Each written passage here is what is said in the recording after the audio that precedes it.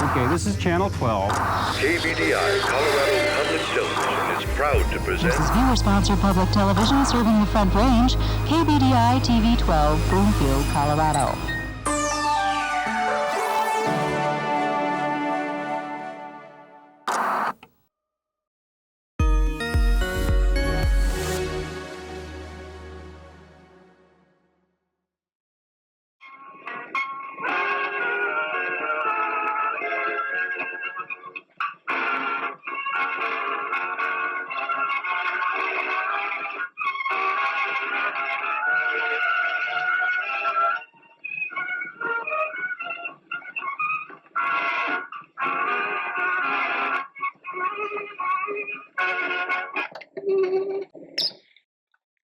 Good evening, ladies and gentlemen in Radioland. Welcome to Colorado Inside Out, an hour look back on the year 1923.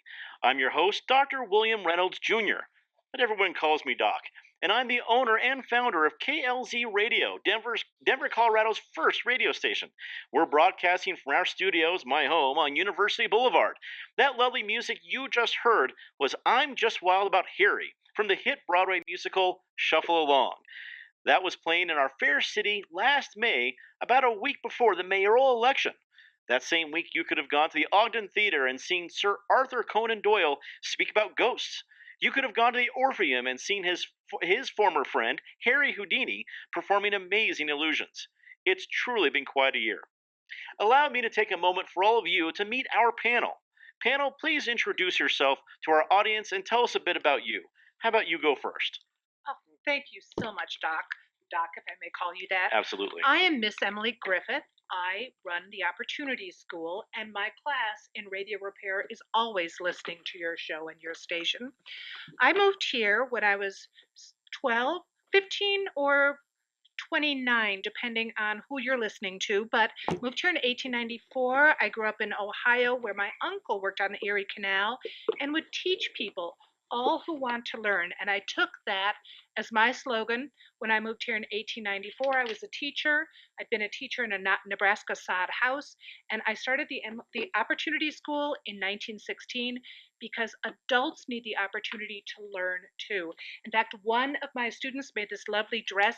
I believe it's called a flapper dress, and this shawl, and they learn all kinds of things. We make soup every day. Please come and sample the things we do. A wonderful job your students did, Miss Griffith. Sir, please introduce yourself to our audience. Well, I'm Edwin C. Johnson, but you can just call me Big Ed. I live in Craig, Colorado, where I manage a farmers cooperative mill, and I'm in my first year as a Democratic state representative representing the wonderful people of Moffat and Routt counties. Representative Johnson, it's a pleasure to have you here. Miss, why don't you introduce yourself to our fine audience? Why, thank you, and thank you for having me, Doc Reynolds. I am Lucille Berkeley Buchanan. I'm an educator and presently teach in a high school in Kansas City, Missouri. My parents live here, but they were born as slaves in Virginia. We came here, they moved here in the 1880s, and I was born in 1884 in Barnum, a city right outside of Denver. I earned my teaching certificate from Colorado State College for Education in Greeley in 1905, and my Bachelor's of Arts in German from the University of Colorado in 1918. I am the first known colored woman to be awarded these degrees from those institutions. Thank you for having me. It is wonderful to have you here. And sir, completing our panel, please introduce yourself to our radio audience. Thank you. And Danke, Doc, in honor of your German. My name is John C. Shafer, and as you know, because I've been around town for about 10 years now. 10 years ago, I bought the newspaper, the Rocky Mountain News, from your Senator Patterson.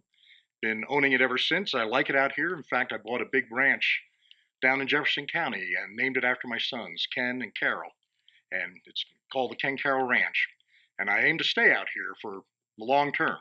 I own papers in Chicago and in Indiana, and it's just a pleasure to be out here in the beautiful weather that this state is known for. And Miss Griffith, I appreciate your flapper dress. I checked it out before, just so your audience knows. I didn't see any flaps on it. It's good to have your beady eyes on the case. I was an investigative reporter. That is certainly clear. We're grateful to have all of you here on our panel. As we look back at the amazing year of 1923, we realize a great deal happened in Denver and in our great state of Colorado. In June, Denver hosted President Warren G. Harding, who spoke up prohibition just 1 month before his tragic death from a heart attack on the West Coast. On the economic front, after years of fighting with Pueblo and other rural communities, the State House and voters finally approved funding to begin construction of the Moffett Tunnel under the Continental Divide, opening up new opportunities for the state's economy. Denver is now hosting world-class cultural events and political leaders. We have growing economic prospects. Miss Emily Griffith, are we finally done with the old cowtown image? Are we a big city now? Oh, I would say we certainly are a big city. What I have noticed in my school is the increasing number of people who need to be retrained in trades because the agricultural way of life is disappearing.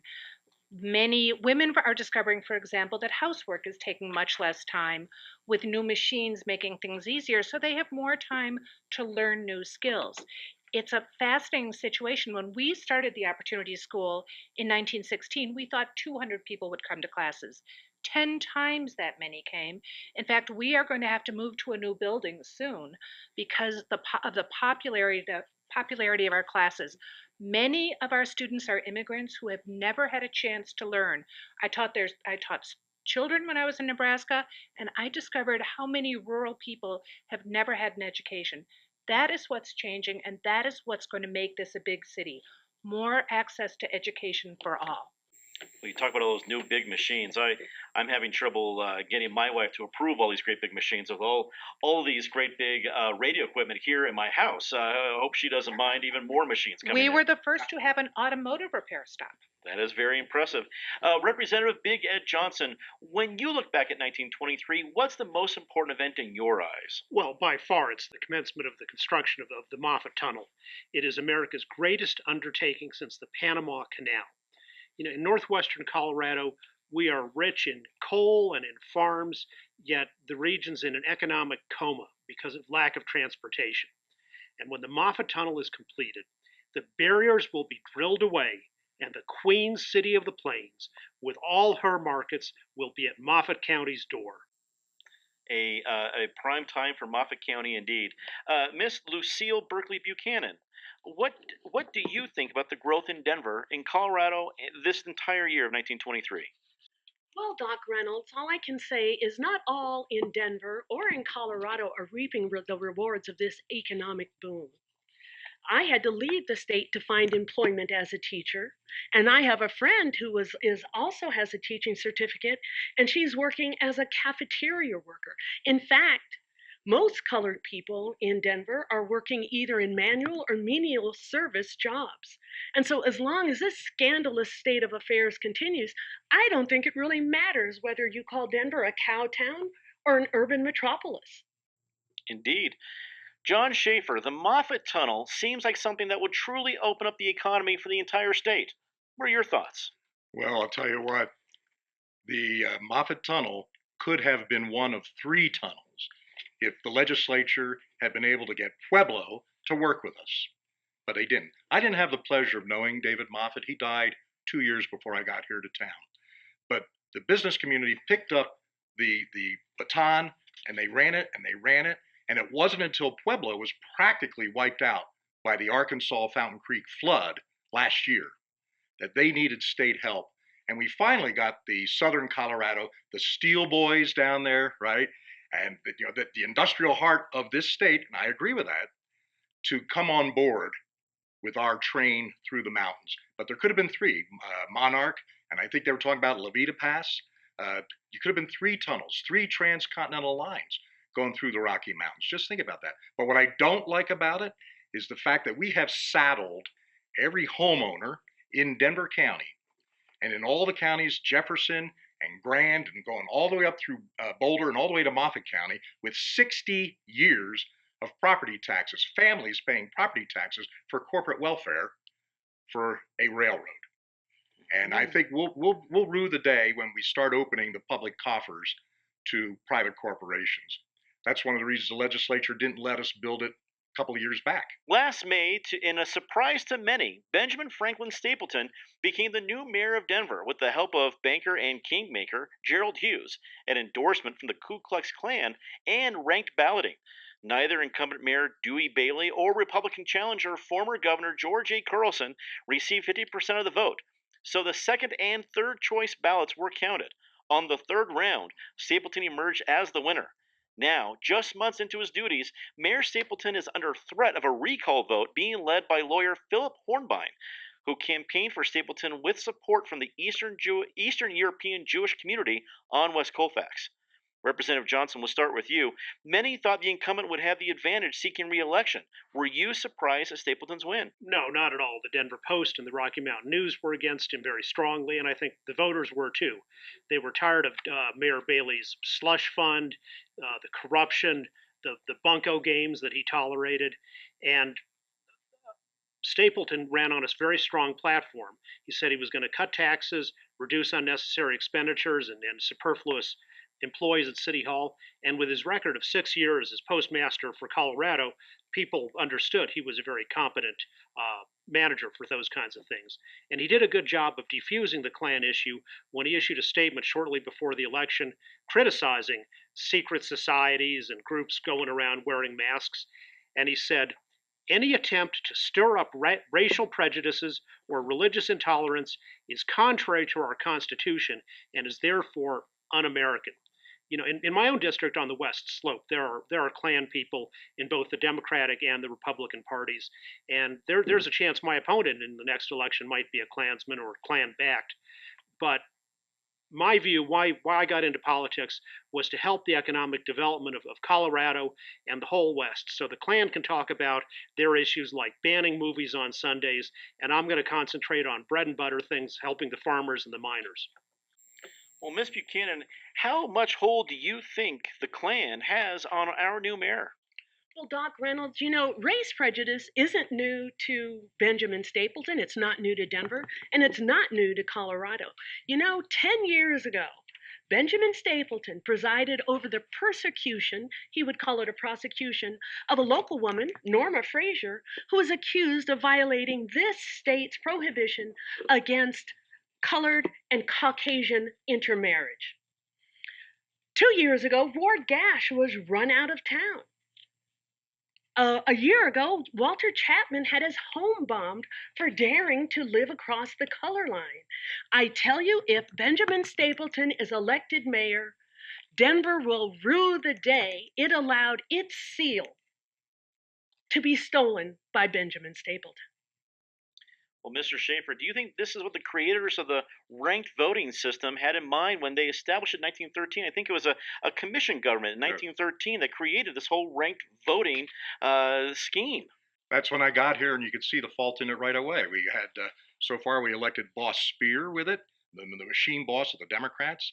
We elected probably the most corrupt mayor that we've ever had, Dewey Bailey, and that's led to what my Miss Lucille said was the second ruse that you've had now on this program. 2 ruses already. Maybe we'll get a third. But let me tell you this. I was stunned because, you know, I'm wild about Harry when we had our introduction. I'm not wild about Harry Tammon, one of the owners of the Denver Post, who strongly backed this Klansman Stapleton. As you know, my newspaper backed our former governor, George Carlson, he was a prohibitionist. He's a straight shooter. He would have been a very excellent mayor. He came in third in the first round. Then we go to the second round. He drops even farther down. Dewey Bailey came in first in the first round. That's absolutely absurd. We need to go to a system where we have a clear majority winner. To go into 3 rounds of voting, are you kidding me? You know, we get rid of a bunco artist, a guy who protected Lou Blonger, right up until his trial. D.A. Van Cise had to do a secret raid, not using Denver police, to arrest the guy, and now he's in prison. We need to recognize that we have to have a clear majority to elect our mayor. We need to go to a system like a runoff. Take the top 2 winners and then do a runoff system. And a Republican running in Denver, I have to imagine, it'd be more competitive next time. I imagine it's always going to be competitive between Republicans and Democrats in the city of Denver. Yes. Well, Ms. Griffith, will Ben Stapleton be known as the second choice mayor? Well, I have to return this to the KKK analogy here because Stapleton's explanation just will not fly. Benjamin Stapleton and the Ku Klux Klan are threatening not just people of color, but people of different religions. People, most of my students are immigrants, many are Roman Catholic. They are the people who are building this city. And for them to be living in fear now because of this mayor who should not be where he is today, backing people who are the most heinous of policies, people are working to make better lives for themselves. They should be allowed to do so. It'll be interesting to see if Mayor Stapleton can make a name for himself in the city of Denver. That remains to be seen. When President Harding visited Denver in June, he spoke to the crowd about alcohol prohibition. The nation began this experiment in 1920, but Colorado outlawed liquor in 1916. I remember in January of 1917 when we first began to assess prohibition here in Colorado. State officials were begging the federal government for help keeping Kansas bootleg whiskey out of Colorado. The nation has now experienced 3 dry years. Miss Buchanan, is prohibition working? Have we ended the evils of alcohol? Doc Reynolds, don't you really mean to say the so-called evils of German and Italian immigrants? I thought so. I've no doubt that proponents of prohibition abhor drunkenness and some of its associated depravities. But if we're going to be truthful, we have to admit that a distaste and a disdain for immigrants was at the root of the prohibition, of Colorado's prohibition measure. You know, I read somewhere that by 1900, over 2/3 of the city of Denver's saloons were owned by immigrants. And so I think anti-immigrant feeling really lays at the bottom of prohibition. And I will add that, frankly, I don't think it's working anyway. It was rejected by the voters in Denver County, and the only people who seem to be profiting from it are corrupt public officials, certain churchmen, and moonshiners. Well, speaking of moonshine, Mr. Shafer, is the city of Denver doing enough to stop bootleggers and local moonshine operations? It feels like we can get sugar moon concoctions in almost any house you want to go to.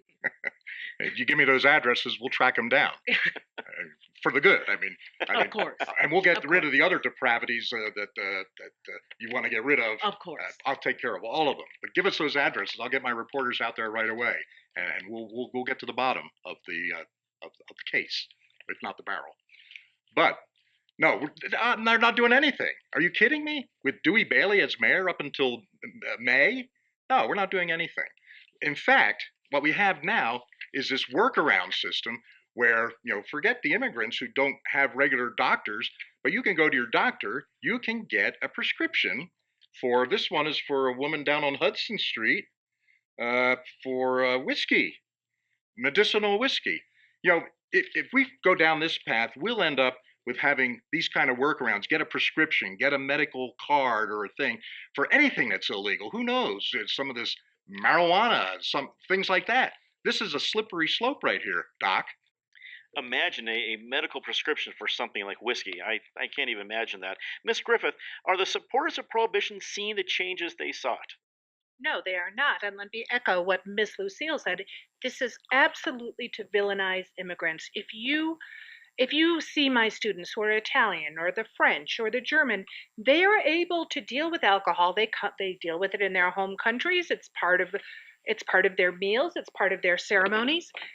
They were running the Italians and the Irish who are running saloons have lost their livelihood because of this, and it wasn't because they were the ones who were abusing liquor.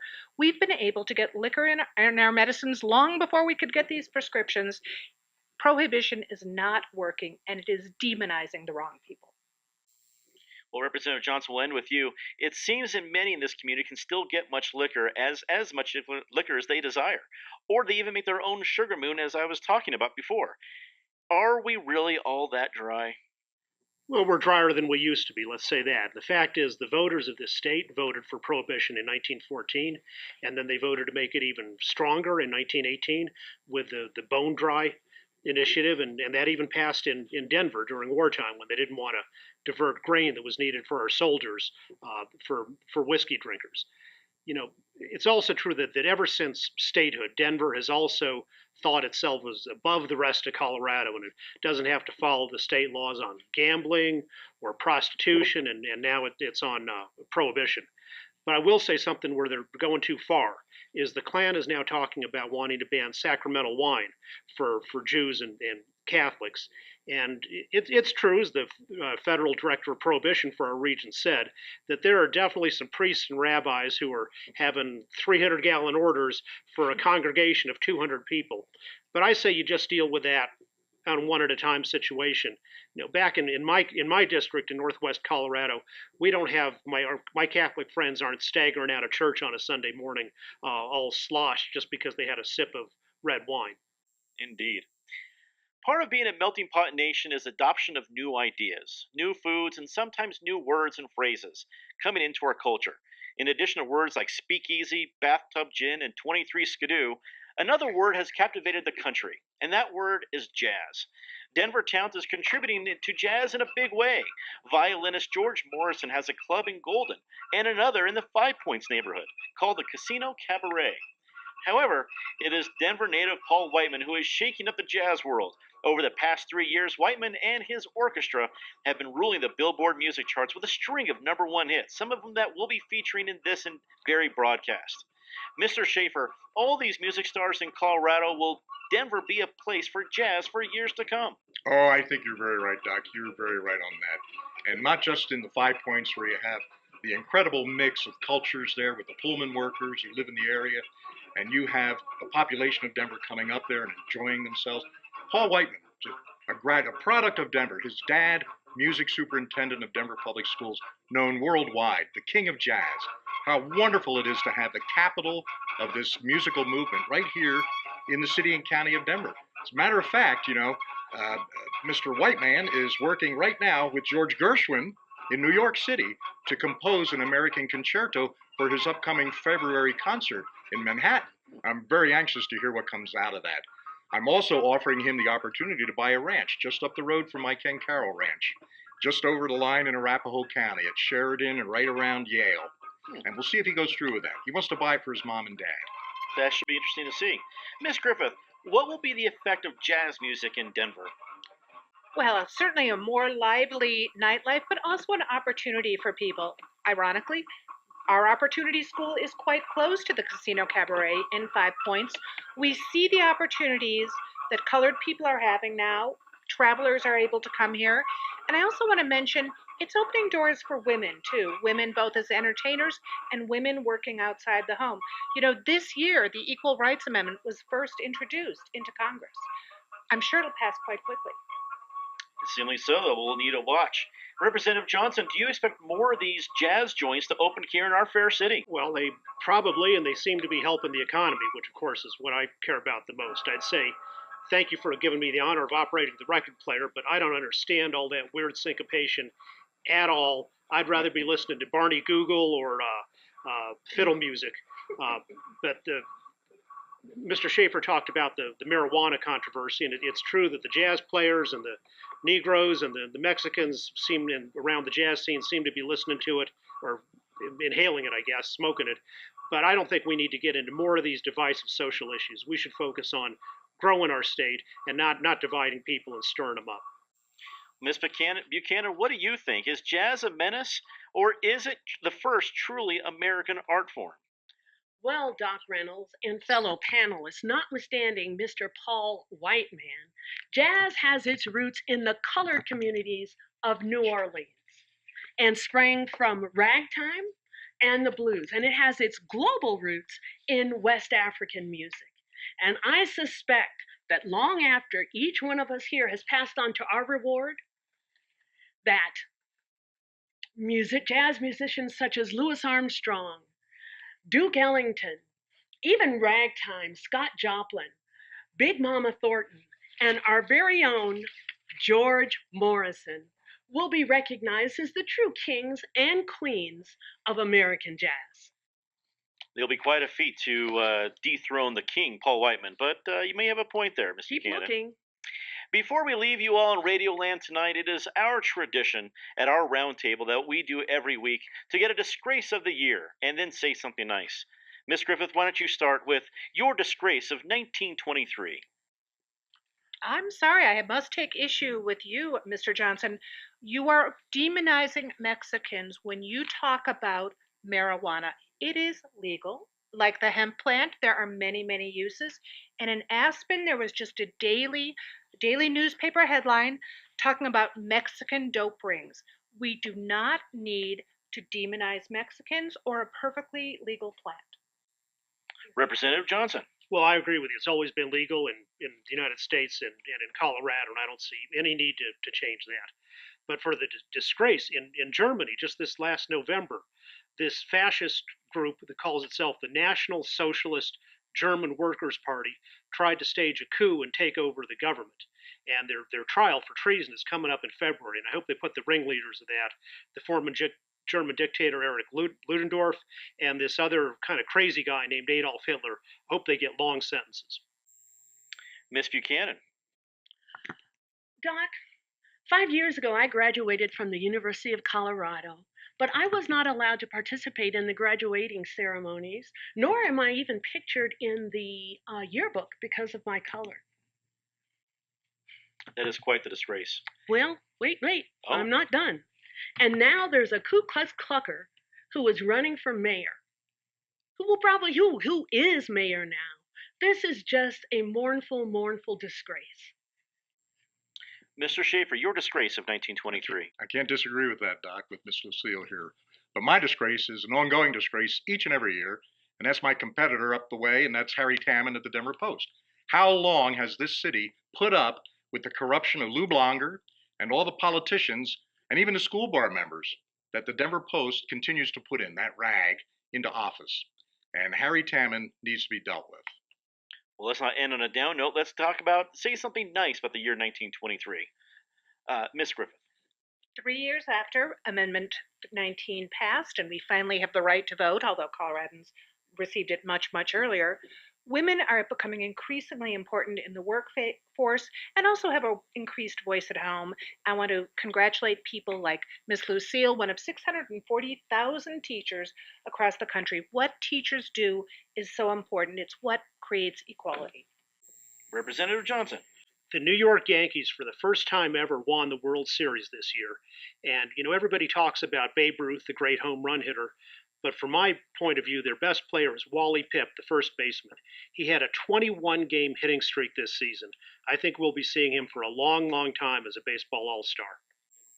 Miss Buchanan.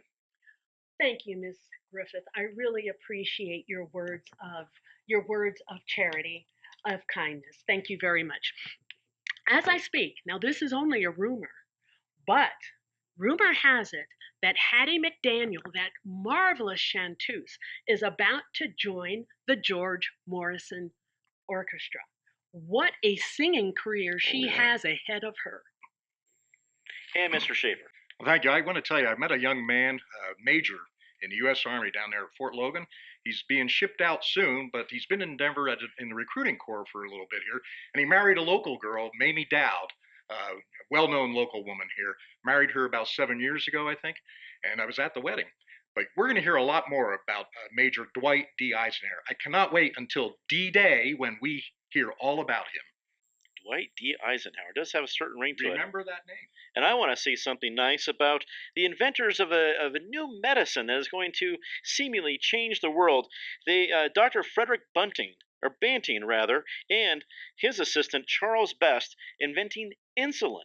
I imagine that this is going to bring great change to the world, especially with the two folks who invented it saying that they only wanted $1 a piece from the patent and then made it free, so it'll always be free throughout its history, helping people around the world.